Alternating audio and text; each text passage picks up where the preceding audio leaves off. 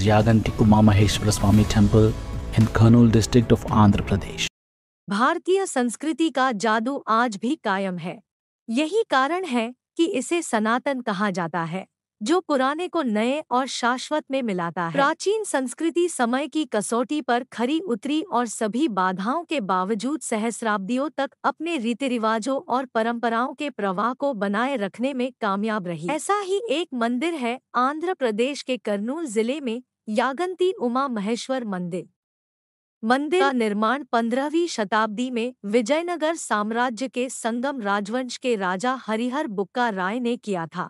इसका निर्माण वैष्णव परंपराओं के अनुसार किया गया था। महान ऋषि अगस्त्य, जिन्होंने पूरे भारत की यात्रा की, इस स्थान पर भगवान वेंकटेश्वर के लिए एक मंदिर बनाना चाहते थे। हालांकि जो मूर्ति बनवाई गई थी उसे स्थापित नहीं किया जा सका, क्योंकि मूर्ति के पैर का नाखून टूट गया था। इस बात से दुखी हुए और उन्होंने भगवान शिव की तपस्या की। जब भगवान शिव प्रकट हुए तो उन्होंने कहा कि यह स्थान शिव के लिए अधिक उपयुक्त है, क्योंकि यह कैलाश के समान है।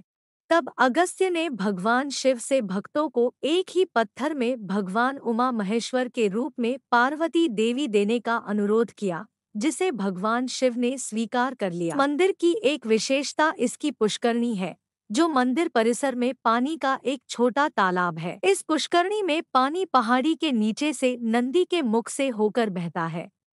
पानी ताज़ा और मीठा है, क्योंकि यह पहाड़ियों से आता है। यह जल स्रोत से निकली एक जटिल नहर प्रणाली है या भूमिगत जल का प्राकृतिक रूप से बना आउटलेट, यह ज्ञात नहीं है। लेकिन तालाब में पूरे वर्ष पानी पहुंचता रहता है और इस मंदिर के निर्माण के समय से ही ऐसा हो रहा है।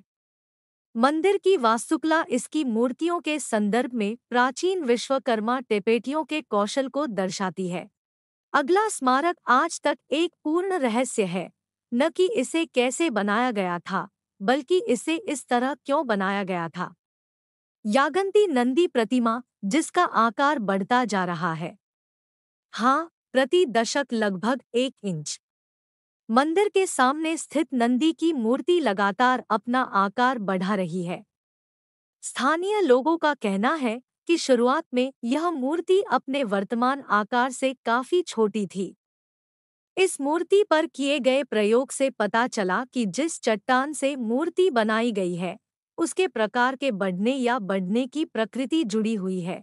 तो जिस चट्टान से नंदी को तराशा गया है, वह इस स्थान की मूल निवासी नहीं है, क्योंकि सवाल उठता है, यदि यह मूल थी तो मंदिर की सभी चट्टानों पर एक ही बढ़ता हुआ पैटर्न दिखाई देना चाहिए। प्रश्न और रहस्य यह है कि इस विशेष प्रकार की चट्टान को क्यों चुना गया और उन्हें यह चट्टान कहाँ से मिली। बढ़ती हुई चट्टानें आज केवल यूरोप के कुछ स्थानों पर ही पाई जा सकती हैं। रोमानिया में ट्रोवंस के रूप में जाना जाता है। कोस्टा डी रोमानिया के पत्थर एक प्रकार के बलुआ पत्थर हैं, जो सीमेंट को स्रावित करते हैं। पुरातत्वविद अभी तक यह निर्धारित नहीं कर पाए हैं कि यागंती मंदिर में पत्थर के नंदी के पास किस प्रकार के गुण हैं। मंदिर उन बहुत कम मंदिरों में से एक है जहां बढ़ती चट्टानें पाई जा सकती हैं, लेकिन एकमात्र मंदिर जहां चट्टान को नंदी के रूप में उकेरा गया है। का विकास कम से कम पिछले 500 वर्षों से हो रहा है, क्योंकि यह एक हिंदू संत पोटुलुरी वीरब्रह्मेंद्र स्वामी के भविष्यवाणी ग्रंथों में दर्ज किया गया था, जो 16वीं शताब्दी में रहते थे और उन्होंने अपनी भविष्यवाणियां लिखी थी, जिसमें उन्होंने भविष्यवाणी की थी कि यागंती नंदी आएंगे। युगों युगों में विष्णु के अंतिम अवतार कल्की का अनुसरण करने के लिए लाखों घोड़े यागंती की गुफाओं से आएंगे।